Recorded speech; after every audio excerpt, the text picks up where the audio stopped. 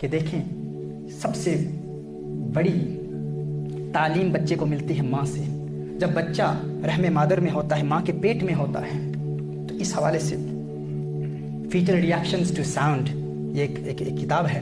اس میں doctor burnt جے وہ اس پر کلام کرتا ہے. وہ کہتا ہے کہ بچہ جب ماں کے پیٹ میں ہوتا ہے تو 4.5 ہفتے کے بعد بچے کا اوڈیٹوری سسٹم مکمل ہو جاتا ہے، یعنی بچے کی قوت سماعت جاری ہو چکی ہوتی ہے. اور وہ کہتا ہے کہ بچہ اپنے ماں کی آواز سن لیتا ہے، بچہ اپنی ماں کی آواز سنتا ہے، اور سب سے زیادہ آواز جو سنتا ہے وہ ماں کے دل کی دھڑکن ہے.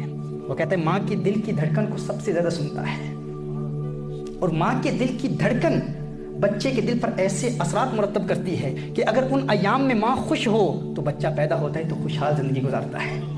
اگر ان ایام میں ماں غمگین ہو، ماں غصے میں رہتی ہو، اور اگر ماں ان ایام میں پریشان رہتی ہو تو بچہ جو پیدا ہوتا ہے اس بچے میں بھی غصے کی کیفیت رہتی ہے، پریشانی کی کیفیت رہتی ہے.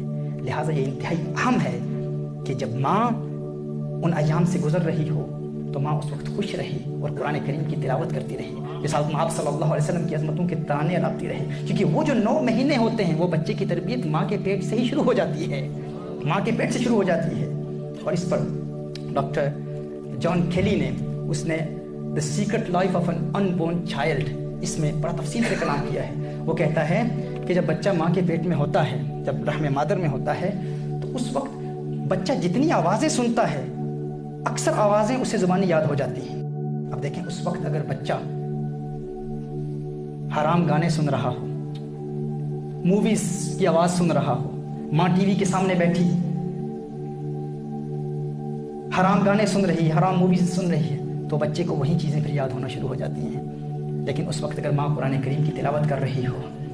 اچھا یہ بتا دوں یہاں پر ماشاءاللہ ہماری ایک اور بات ابھی میرے ذہن میں آ رہی ہے، اور ایک عظیم نقطہ ذہن میں آ رہا ہے، انشاءاللہ آپ محظوظ ہوں گے. آپ جانتے ہیں کہ ہم ایک مدت سے اس کرامت کو بیان کرتے آئے ہیں کہ ہمارے شیخ عبد القادر جیلانی رحمۃ اللہ تعالی علیہ جب دنیا میں تشریف لائے تھے تو نصف قرآن کے حافظ تھے.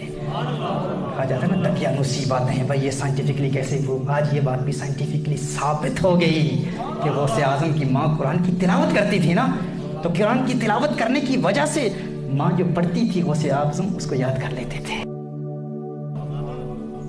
غوث اعظم اس کو یاد کر لیتے تھے.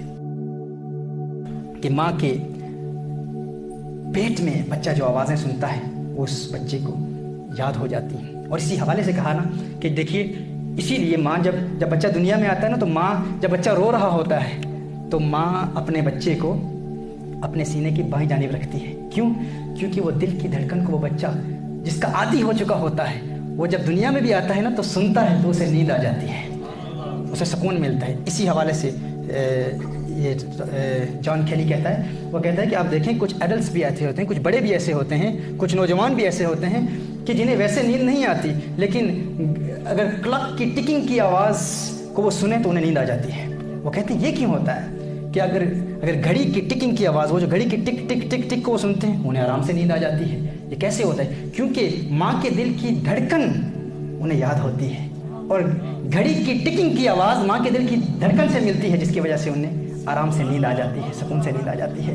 تو یہ دل کی کیفیات ہیں محترم احبہ، یہ دل میں پیدا ہونے والی کیفیات ہیں. اچھا اس میں پھر یہ کلام کرتا ہے کہ ماں کے دل کی جو کیفیت ہے وہی بچے کے دل کی کیفیت ہوتی چلی جاتی ہے، بچے کے دل کی وہی کیفیت. اور جب بچہ دنیا میں آئے، اگر آپ اپنی اولاد کی پرورش دین اسلام کے مطابق کرنا چاہتے ہیں تو اپنی اولاد کو اللہ کے پیار کا قرب دیں.